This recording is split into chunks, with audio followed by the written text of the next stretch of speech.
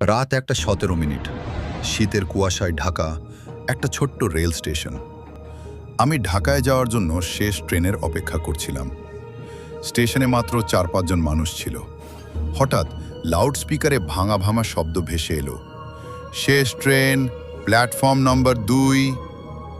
কিছুক্ষণ পর দূরে ট্রেনের হুইসেল শোনা গেল, কিন্তু ট্রেনটা কাছে আসতেই আমার বুকের ভেতরটা অদ্ভুতভাবে কেঁপে উঠল। কারণ ট্রেনের একদম শেষ বগিটা অন্য সব বগির চেয়ে অনেক পুরনো দেখাচ্ছিল। মনে হচ্ছিল বহু বছর ধরে পরিত্যক্ত। জানলাগুলো কালো, ভিতরে কোনো আলো নেই, আর সবচেয়ে অদ্ভুত বিষয়, সেই বগির দিকে কেউ তাকাচ্ছিল না। আমি ট্রেনে উঠতে যাচ্ছিলাম, ঠিক তখন প্ল্যাটফর্মে বসে থাকা এক বৃদ্ধ আমার হাত চেপে ধরলেন। তার চোখে আতঙ্ক। তিনি ফিসফিস করে বললেন, শেষ বগিতে উঠবেন না। আমি অবাক হয়ে বললাম, কেন? বৃদ্ধ লোকটা কাঁপা গলায় বললেন, ওই বগি কখনো গন্তব্যে পৌঁছায় না।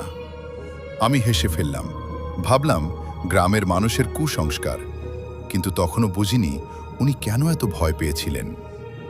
ট্রেন প্রায় ভর্তি ছিল। খালি সিট না পেয়ে আমি শেষ বগির দিকেই চলে গেলাম। দরজা আধা খোলা। ভিতরে ঢুকতেই একটা ঠান্ডা বাতাস শরীরে লাগলো। বগিটা অস্বাভাবিক নীরব। মাত্র কয়েকজন যাত্রী বসেছিল, সবাই মাথা নিচু করে, কেউ কারো দিকে তাকাচ্ছে না। আমি জানলার পাশে বসে পড়লাম। ট্রেন চলতে শুরু করলো, কিন্তু কয়েক মিনিট পর বুঝলাম এই বগিতে কোনো শব্দ নেই। চাকা চলছে কিন্তু শব্দ নেই। মানুষ আছে কিন্তু কথা নেই। সব কিছু অস্বাভাবিকভাবে নিঃশব্দ। কিছুক্ষণ পর একজন টিকিট চেকার এলেন। কালো কোট পরা, মুখটা স্পষ্ট দেখা যাচ্ছিল না। তিনি সবার টিকিট দেখছিলেন। আমার কাছে এসে হাত বাড়ালেন। আমি টিকিট দিলাম।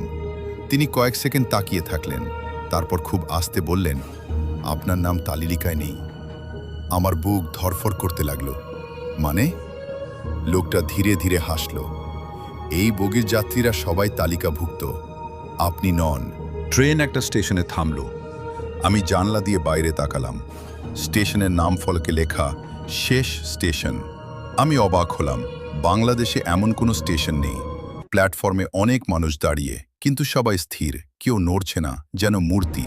ঠিক তখন পাশের সিটে বসা এক বৃদ্ধা প্রথমবার কথা বললেন, ওদের দিকে তাকিয়ে থাকবেন না।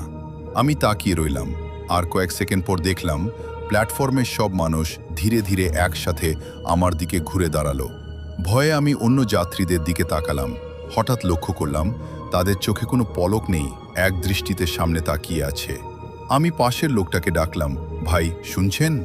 সে ধীরে ধীরে মাথা ঘুরিয়ে আমার দিকে তাকালো, আর আমার রক্ত হিম হয়ে গেল, কারণ তার মুখটা পুরনো পত্রিকায় দেখা একটা ছবির মতো। কিছুদিন আগে ট্রেন দুর্ঘটনায় মারা যাওয়া একজন মানুষের ছবি। আমি একে একে অন্যদের মুখ দেখলাম। কারো মুখ সংবাদপত্রে দেখেছি, কারো ছবি টিভিতে, সবাই বহু আগেই মারা গেছে। হঠাৎ ট্রেনের লাইট নিভে গেল, পুরো বগি অন্ধকার।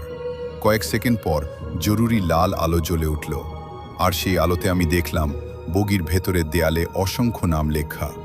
সব নামের পাশে একটা করে তারিখ। কিছু নামের নিচে লেখা, ফিরে আসেনি। ঠিক তখন আমার চোখ পড়ল একদম নতুন একটা লেখার দিকে।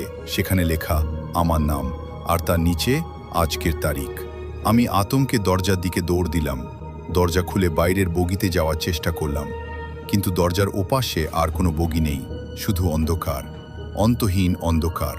পেছনে তাকিয়ে দেখি সব যাত্রী উঠে দাঁড়িয়েছে, সবাই একসাথে আমার দিকে তাকিয়ে। তারপর টিকিট চেকার ধীরে ধীরে সামনে এগিয়ে এলো, হাতে একটা পুরনো খাতা। সে খাতাটা খুলে বলল, এখন তালিকা সম্পূর্ণ। তারপর পুরো ট্রেন কুয়াশার মধ্যে ঢুকে গেল। পরদিন সকালে স্থানীয় একটা রেল স্টেশনের কাছে লাইনের পাশে একটা ব্যাগ পাওয়া যায়। ব্যাগের ভেতরে ছিল আমার ফোন।